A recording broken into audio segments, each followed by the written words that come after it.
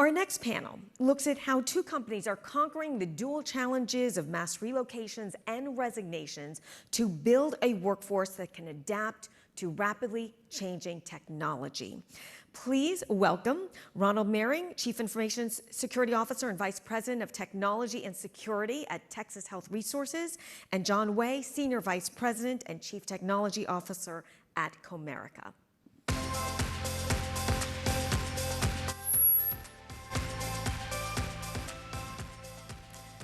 Sorry, I introduced you a little out of order there. Now, your companies may not be as easily understood, I mean, Texas Health Resources for sure, to the general audience. So what I want to do is quickly ask John first to explain what Comerica does and briefly your role there. Great. So Comerica is a full-service national bank with 173 years of history. We build our success on deep relationships, but also being open-minded toward embracing change.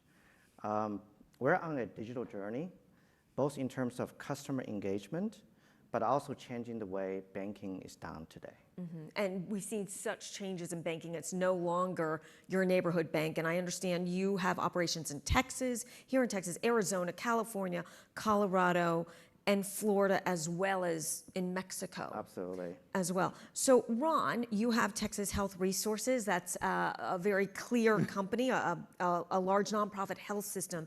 Tell me how many clients are on your platform. Well, I don't know if you can call a healthcare delivery system a platform, but it could be. We're a regional healthcare delivery system located in the North Texas area. We have 29 hospitals. Mm-hmm. We have basically over 350 points of access into our healthcare system. Our mission as a nonprofit faith-based healthcare delivery system is to take care of our community, and that's what we do every day. That's our mission. So I guess I should say, how many clients do you serve to make sure that you help keep them healthy? How many patients? Yeah. Oh, thank you. Yes. Clients, patients. Thank you. I wanted to not make it sound quite as serious. Great. Sure. So sure. yes. How many people generally you work to keep healthy every day? We have an inventory of over 7 million patients within our system that we take care of in some form or fashion. Mm-hmm. And you are also right now in the middle of an expansion. Can you tell us about that? Well, I would start off and say is healthcare delivery in general is being disrupted heavily, and it's the healthcare delivery system is having to adjust not only to what's happening in the technology space and other players coming into the market, but more importantly, definitely within the North Texas area is the population boom that is coming into this area. So we're not only expanding our traditional hospitals, which includes adding more beds and more service lines into those hospitals, but also just general points of access and bringing care to the patient where they're at. Mm-hmm. And one of the big wins, by the way, we've had recently, I love to promote everything what we're doing at Texas Health, is we recently put our first patient, acute patient, that would normally reside in the hospital in a bed, we put them in their bed at home. What an amazing story. We finally did that. Wow. Yeah. And that is a game changer for healthcare, the virtual component, getting care to where the patient is. Mm-hmm. I want to ask you more about that in a moment, including, again, mm-hmm. the migration we've seen to Texas, mm-hmm. which increases the demand of services. But John, I want to ask you also about the challenges of having to expand a different kind of business, but you are also expanding both your business and a digital transformation. Mm-hmm. Tell us about that. So as a CTO, I'm responsible for architecture, infrastructure, operations, transformation, and innovation. So with this responsibility, it's a sizable team. Digital transformation really is a team sport. The talent is always top of mind, right? So people ask me, are you worried about cloud going down, AWS have connectivity issues? These are the things that we have to be disciplined about managing, but really what keeps me up at night is this fundamental constraints of talent. Mm-hmm. Mm-hmm. That is the big challenge we've seen everywhere. Let me go back to Ron. And health is an intensely, it relies on having people. That's right. Because you need that relationship, you need that direct care. And again, in this business that is rapidly expanding because of the population shifts and the needs, how are you able to find the people? Well, it's getting tougher and tougher and to find talent. And I would say one of the bigger challenges, especially in the healthcare delivery system, when you're a regional healthcare player, for years we've been just our talent, our non-caregiver talent all of it was located here in North Texas. We're slowly but surely trying to go out and get more talent from other states where we can. But it is a cultural shift. It's a big change to move from where, okay, I'm going to have staff physically located in the Dallas-Fort Worth Metroplex area, and now I'm going to start bringing in talent maybe from other states and have them integrate culturally into our mission and our purpose, our community-based purpose, because it's local, our community-based purpose, because our belief at Texas Health, yes, we have caregivers at the point of care taking care of patients every single day. But we also look at everyone who supports that mission, that relationship between the patient and caregiver, that everyone who supports that is part of that care team in their own way. They have to be a big believer in that because of the work that we do. It requires you to be deeply involved and sensitive to everything that's happening at the point of care, or you just can't support them right. Every interaction that happens, it could be the greatest moment that a family member or an individual when they arrive at one of our care settings, it could be their best moment or it could be their worst moment. Our staffs need to understand exactly that. And you're trying to bring in all of this different type of talent and ensure they align with that mission. It's a daunting task and becomes more and more challenging as you try and consume more skills that are rare and scarce, and to bring them into the fold in our mission. It's tough. And what's very interesting and why I am enjoying both of you on this panel is that you're both in a business that everyone needs, if not all the time, at some point in their life. Sadly, for better or for worse, both the good times and the bad times, because we will all have health issues in our life, and also for banking. There is no one that does not need banking services during their lifetime. So these are businesses that are massive. And John, I want to add in a question to you that is related to recruiting people. Not only do you have to provide a service that has a lot of demand, and you have to guard information so that it's protected, you also have to deal with regulatory issues when you're working in multiple states and even in multiple countries. So you must have to use technology to do that in order to keep the work experience of the people that do work under your group from burning out. Yeah, so there's a little bit of story there. So when I took on this current job, and I look at my calendar for the first 2 weeks, and I'm scheduled to meet our CISO 2 weeks out. And I called my executive assistant and made a point of my first meeting at the bank has to be with the CISO. And our first conversation, the first joint town hall, we shared this story with our joint teams. The way you think about accelerating is a little bit similar to building a sports car. When you build a sports car, the natural inclination is to think about, hey, what's the biggest engine, the most powerful transmission we can actually put in the vehicle? It turned out the smart sport car designers know how to start with the brake. Turned out the better brake you can design into the vehicle, because you have a limited real estate, you can design the vehicle, you can deal with the heating. It actually gives you the freedom to put more powerful engine into it. So we hire very specific talent into the organization. We want people who have been what we call a time traveler, who have been there, done that, really understand the natural constraints of the banking industry, and the reason why the regulators do what they do, and have a respect for that. And second is people who really know how to have conversations, but turn conversation into decisions, and also have a natural sense of simplifying without being simplistic. I think those three unique talents we bring in, and being a time traveler, being able to simplify, being able to decisions, create an environment that allows us to deal with regulatory complexity, honor the commitment of compliance, but still move fast. Ron, I want to bring up a challenge for my relatives who are within healthcare. Every single day, you're operating at this level. You're trying to save lives. In your case, there are 7 million people within that ecosystem of Texas Health Resources.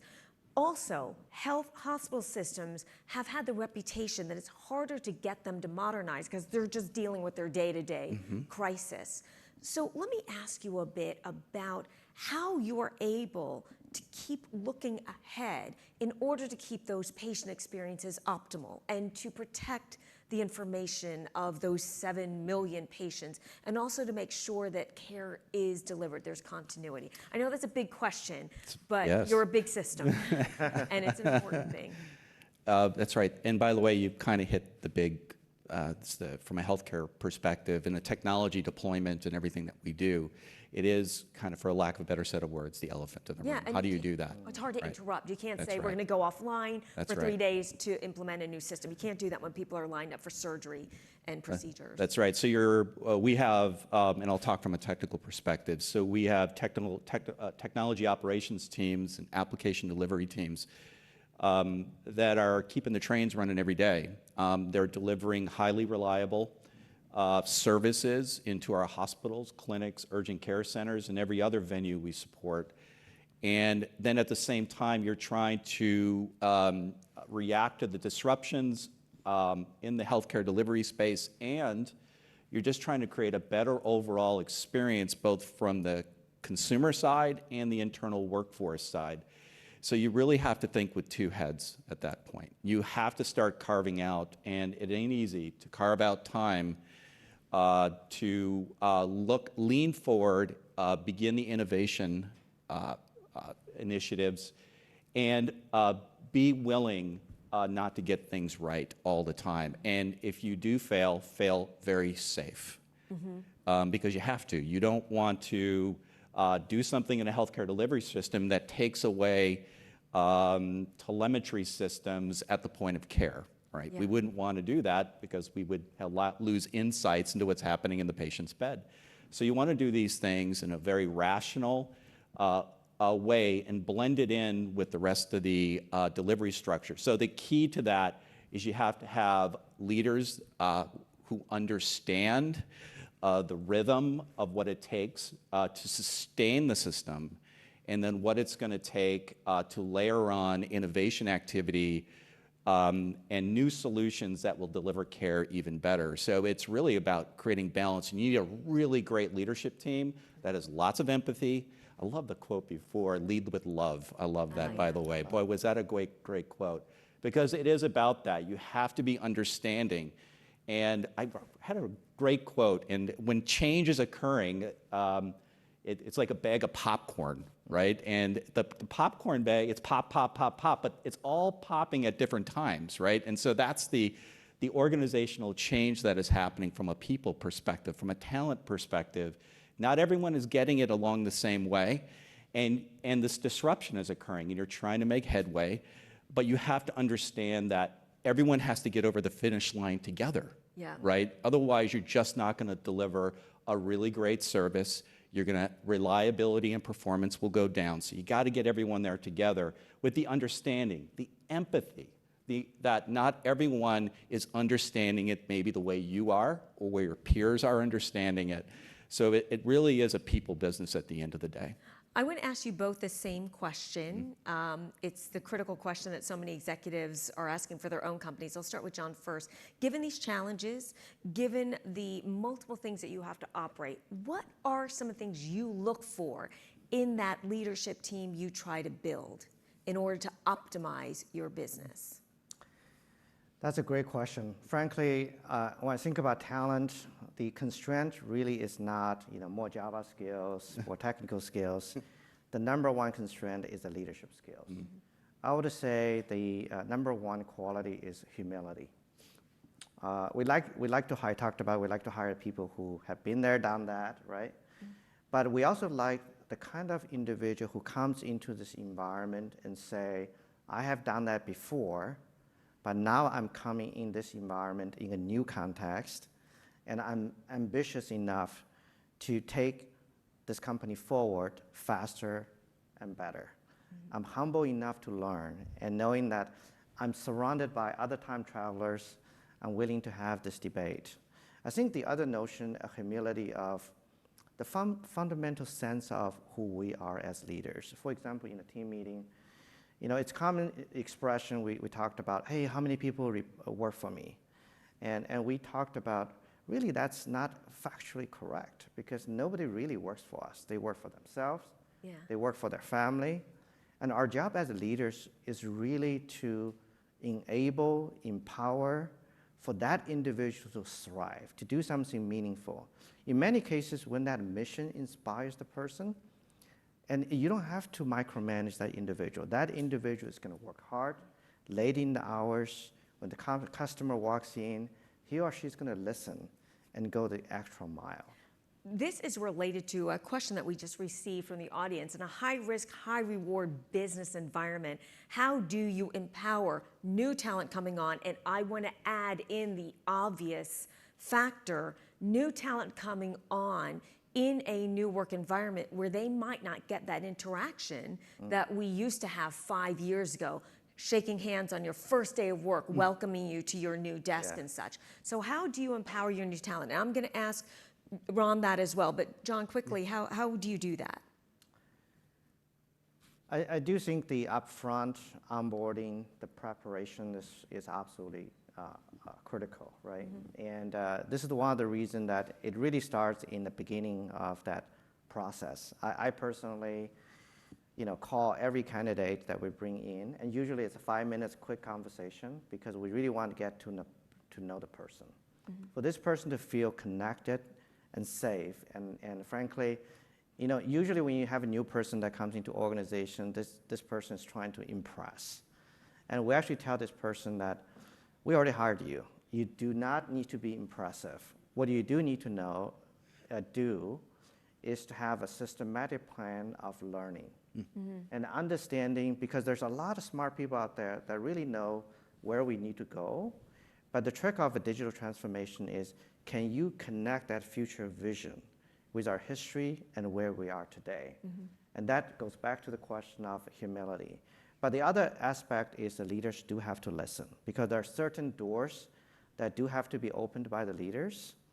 And I just give you one concrete example. Yesterday, we're doing some talent review.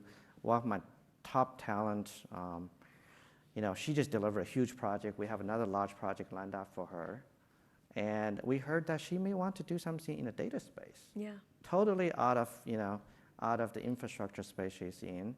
And I wrote, an email to our head of data and to say, hey, why don't you guys have a conversation and to explore? So there's another concept we talked about is we think it's very important for leaders to form strong views, but hold that view loosely.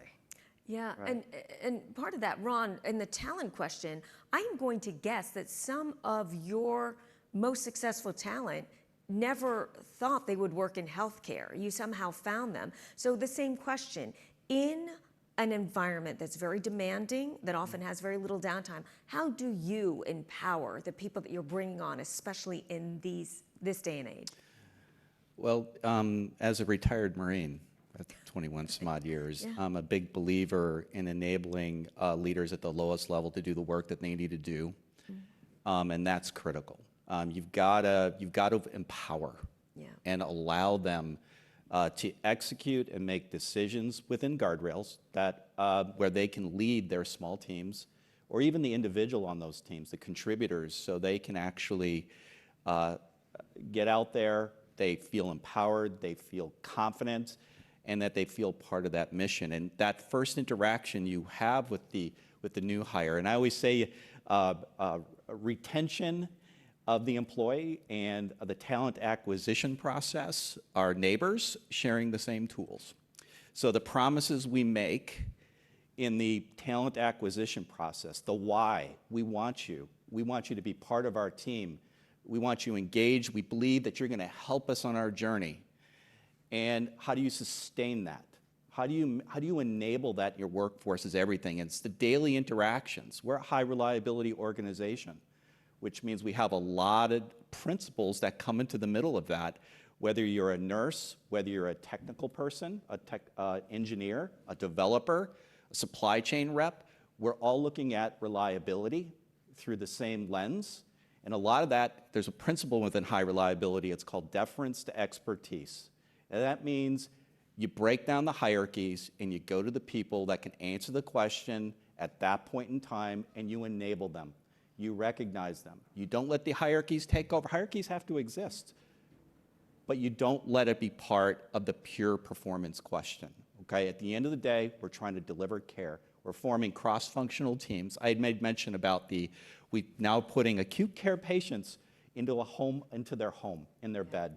That was a cross-functional team. These were leaders at all different levels getting together from legal, compliance, finance, from the hospital leadership teams, technologists, application delivery people, getting together and solving complex problems for one purpose, to help the patient, right? And when they see that and they feel enabled and you deputize them, they will perform and they'll feel part of the team. Easier said than done, but it's an everyday work. It's not on the onboarding phase. It's a continuous curation of the employee, of the leadership team, to make sure they're all in and that we're following the same principles. What we call at Texas Health our promise: respect, integrity, compassion, and excellence. So I repeat that. And you can go to an employee at Texas Health and they'll tell you the same thing, and we live it every single day in our care teams and every other ancillary service that supports that care team. I just have to say, there are so many examples of military discipline and training that has been translated into a successful business story. I just have to ask you very quickly, back when you were a Marine, did you ever picture yourself working in healthcare? No. To be very honest, no. I just ended up here. But thankfully, it's, by the way, in the Marine Corps, you are mission-oriented, you're all in, and that's the reason why I love healthcare. The mission is so dominating. You feel it every single day. Just like I did in the Marine Corps, I get the opportunity to feel that I'm making a difference every day. It's awesome. Absolutely, and every healthier person is a win.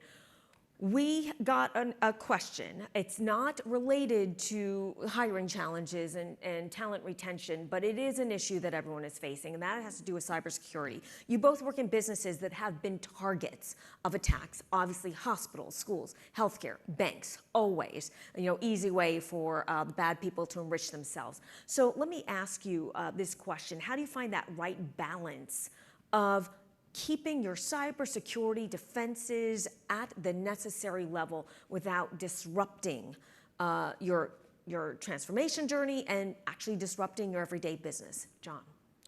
Yeah, I think it starts with this mindset that cybersecurity is inherently part of the overall solution. So it's two sides: technology, cybersecurity. Really, it's the two sides of the same coin. And we're one of the very few banks, large banks, that actually moved more than 50% of our business applications into the public cloud environment, and having actually been able to shut down data centers and get real business value out of it. But the secret behind it is really the upfront discipline to do security control mappings and have a thoughtful design questions upfront. So I want to leave you perhaps with this thought, right? Everybody loves this exponential curve, this hockey stick. But if you pay close attention to this exponential curve, the beginning of that curve is actually fairly flat. So it does take some patience to build a strong cybersecurity technical solution, but it also we have to be intentional, building that human relationship to inspire the trust on both sides. So Ron, when it comes to protecting and serving, let's concentrate on the protecting part. Sure. I always say in healthcare delivery, security is all about choices and trade-off decisions. Safety's at the top, most paramount. You want to deliver secure, reliable technology, access to data. And then secondary to that, but almost equal, is the protection of data, and they're probably peering, but you have to prioritize safety first. So it's all about choices and making sure that the cybersecurity program does not have so much, I would just say, control requirements, and it reduces flexibility and the ability to adapt to changes occurring within the healthcare delivery system. It has to be able to adapt, and you have to have talent that is willing to adapt with it. You cannot have staff so focused on the requirement that they lose lose sight of the trees to the forest, right? So you have to make sure your program sees that through the lens of caring for patients and at the same time maintaining the safety and maintaining the protection of the data. So the program has to be risk-centered, threat-centered at the top, and then choices need to be made that are beneficial to the healthcare system. So it's a constant balance, and it's a peering component. It ain't one person. You've got to get stakeholders and cross-functional groups together to make sure that line of sight and those choices are made well.